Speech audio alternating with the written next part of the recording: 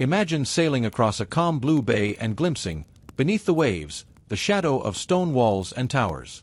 Streets, temples, and fortifications lie silent under the water, as if an entire city were frozen in the moment of its fall.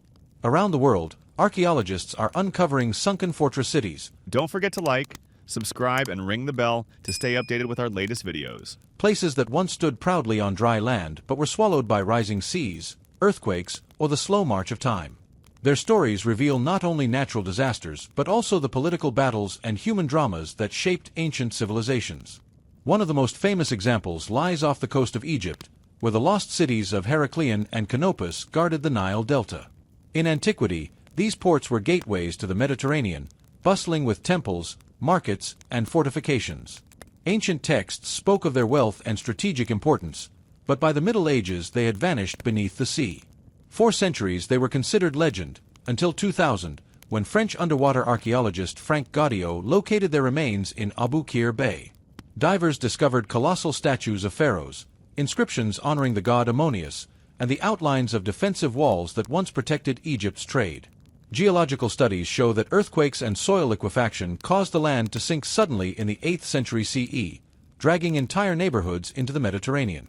Across the Mediterranean in Greece, the submerged ruins of Pavlopetri tell an even older story.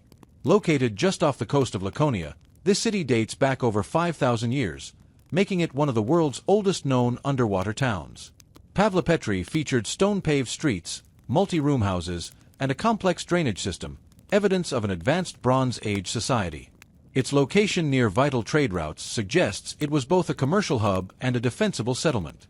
Rising sea levels and a series of earthquakes gradually sent Pavlopetri beneath the waves, where it remained hidden until British researchers mapped it in 1967. Today, it provides a rare window into everyday life in the early Aegean world. Farther east, in the clear waters of the South China Sea, lie the remnants of Shurching, sometimes called the Lion City of China. Unlike the ancient disasters of Pavlopetri or Heracleion, Shurching's submersion was deliberate and recent.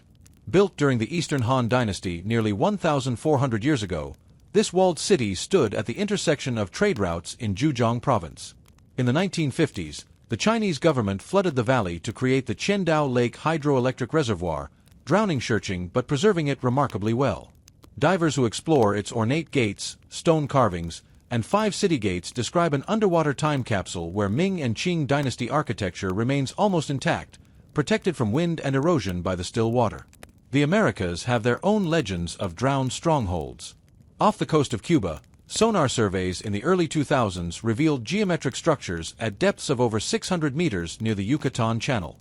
While debates continue over whether these are natural formations or man-made ruins, local myths of sunken cities, sometimes linked to the story of Atlantis, continue to inspire exploration. In the Caribbean, the harbor of Port Royal, Jamaica, once known as the wickedest city on earth, offers a more documented example. On June 7, 1692, a massive earthquake and tsunami sent 2/3 of the pirate stronghold sliding into the sea.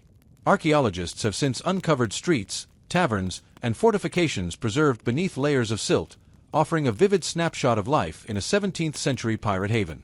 Another remarkable site lies in Japan's Yonaguni Islands, where divers in the 1980s discovered a series of massive stone terraces and steps beneath the sea. Dubbed the Yonaguni Monument, the formation features flat platforms, sharp angles, and what appear to be carved stairways. Some researchers argue it is a natural geological formation shaped by ocean currents, while others believe it may be the remains of a prehistoric fortress or ceremonial center.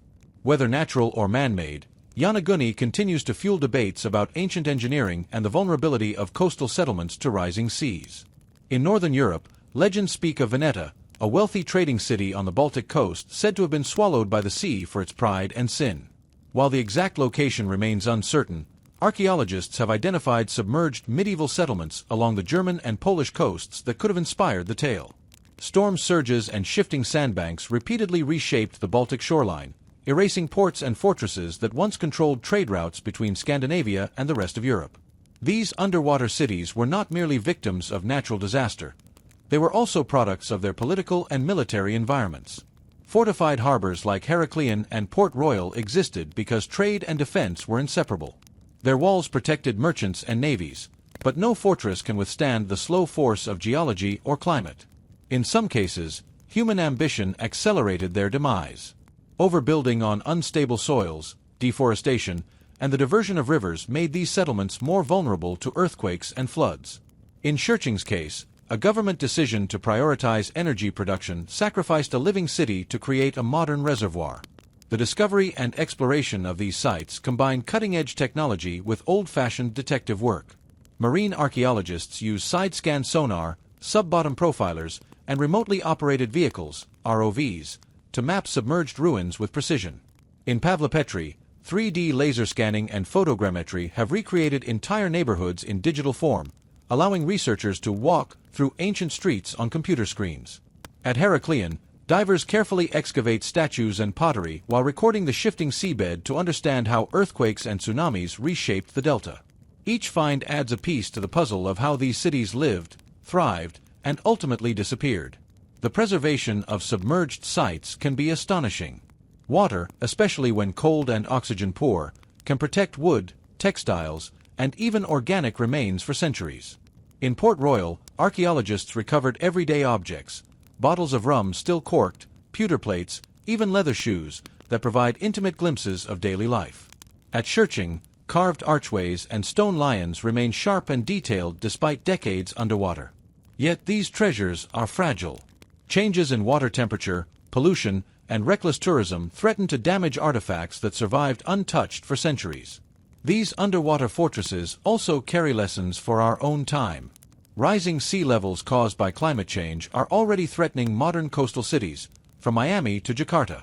The fate of Pavlopetri or Heraklion is a reminder that human settlements, no matter how grand, are vulnerable to the power of the oceans.